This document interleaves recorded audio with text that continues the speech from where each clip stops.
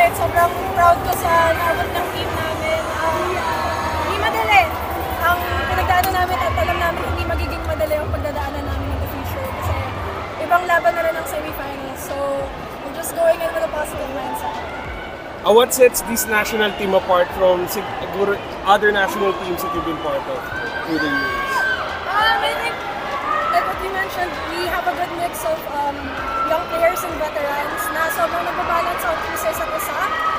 It's a really good blend of fire and energy and composure, like I said before. So, yun, tinatry namin i-maintain yun hanggang sa dulo and learn from our past games din kasi good training ground talaga yung elimination round for us. So, hopefully, better results kami going to the next one. Gia, ano lang masasabi mo sa second unit mo kasi nagkaroon ka ng chance na makalaro iba't ibang starters ng past 2 games? Well, the bench is pretty deep. So, kahit sino sa amin ready pumasok, ready mag-deliver. Kahit si Julio Coronel sa setter. So, it's good for us kasi at least we're a bit more unpredictable para sa kalaban. Initial thoughts mo lang against Kazakhstan sa semis? Kazakhstan is a very strong team. Very tall also. So, medyo nakaranas naman kami ng matangkad at malakas na teams in our bracket. And ina-expect namin bukas sa training na yun yung paghahandaan talaga namin with Coach Josh. How our girls really, they're working hard in every game.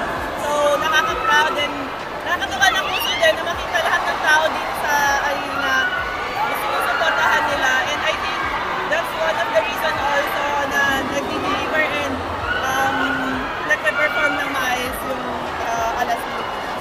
Jaja, gano'n ka lang ka-impressed dun sa parang chemistry ng team? Parang matagal na ang pinagsamahan nila pero bago form pa lang.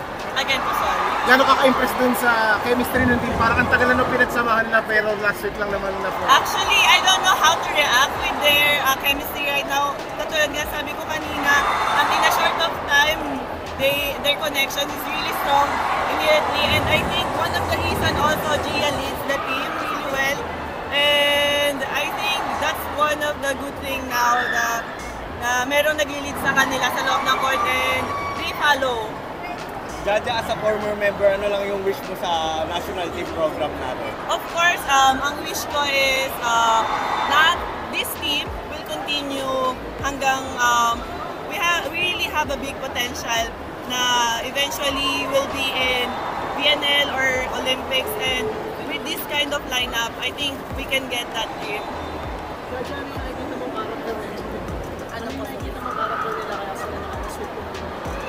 Everyone is palaban, actually. And makikita mo sa lahat na they're really willing to give their best and puso to win every game. And sa kanila, nakikita ko ngayon sa lineup na kahit sino ipasok, I will deliver. Yun yung maganda sa characteristic ng mga players ngayon. Jaja, ano yung napansin mong iba sa national team na ito compared sa mga national team siguro na yung part of it? I think this is the youngest players team.